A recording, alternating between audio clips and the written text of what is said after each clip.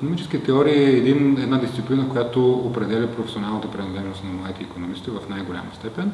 На пръв поглед звучи странно да каже човек, че учи история на икономическите учения, понеже името на предмета на Запад е още History of Economic Thought, т.е. история на икономическото учение и на икономическите школи.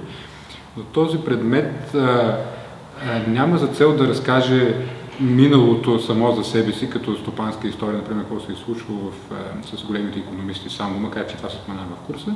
Идеята му е да по един много разбираем начин и много ефективен, така моят опит показа през годините, да покаже на студентите как са се родили икономическите теории и всъщност да ги обясни в тяхната съвременна форма. В съвременето икономическите теории са покрити с един огромен пласт математика, сложни формули, които плашат особено студенти първи и втори курс, които слушат курса на Стопанския факултет. Когато обаче се тръгне от историческия контекст, когато някаква идея се е зародила, като простичко обяснение за някакви икономически отношения, какъв е бил повода да се формулира някакво правило, което по-късно стана икономически закон. И след това в края на 19 и в 20 век много хора са се упражнили да го математизират и формализират и са го направили трудно разбираемо, тогава на човек му просветва какво точно означават икономическите закони. Така че изведнъж икономиката се превръща в нещо живо, някакви живи идеи, които са се развивали, които са отразявали противоречия, класови, социални в миналото. И тогава човек започва да разбира, че тези твърди формулирани математически правила, звучащи стряскащо на пръв поглед, са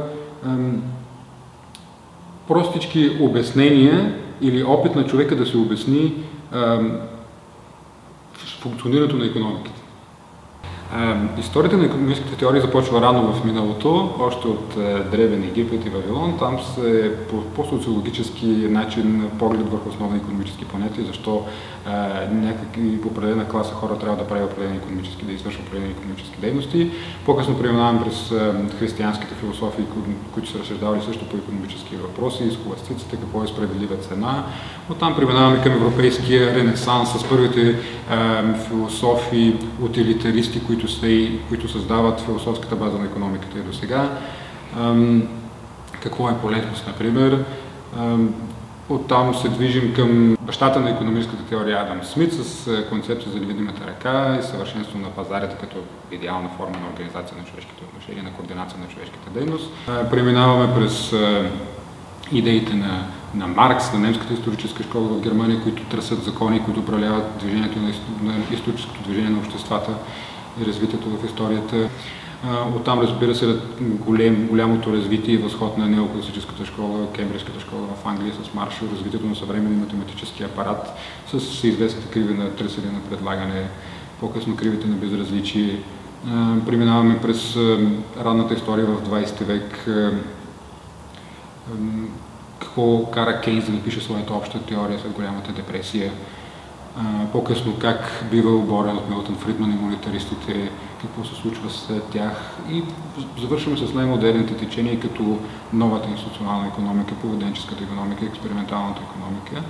Книги, които излизат буквално през последната година-две, биват разглеждани от студентите, дава им се възможност да ги резюмират и да ги представят пред своите колеги.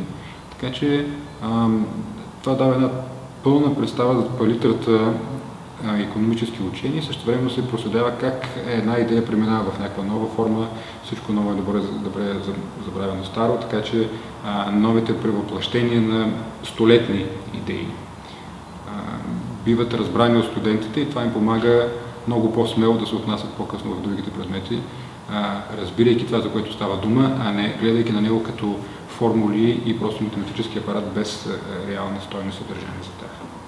Не случайно предмет икономически теории се изучава във втори курс при нас, защото то предполага хората да познават все пак основните понятия в микро- и макроекономиката и едва след като са запознали с АБ-то да могат да проследят възникването на тези понятия и вече по-сложните по-нагоре в курса.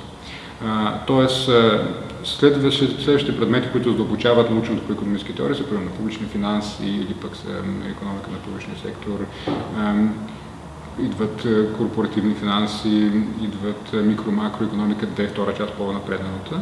Но след като човек е изучил тези теории, той разполага с растър, в който подрежда тези нови теории. Може да си представи кога са възникнали, какъв е фокуса при тях, и да не ги гледа като нещо твърдо и неизменно, а като един етап от развитието на теорията. Тоест, човек има много по-креативно отношение към теорията, след като е преминал този курс. Относно приложението на курса в живота, всяко нещо, което правим, е подчинено на някаква теория. Тоест, теорията е нещо, което ни ориентира някаква карта на света. Икономическите теории ни дават много широка карта като представа за обществото, за историята и за функционирането на икономическата система. Така че, колкото и да звучи отнесено, отвлечено от живота, теорията всъщност създава тази широка рамка, в която всичко друго просто се поставя. И когато ние имаме добра ориентация защо се случват някакви неща в икономиката, ние вече можем да правим нашите конкретни лични стратегии или съответно бизнес по един много по-осъзнат начин.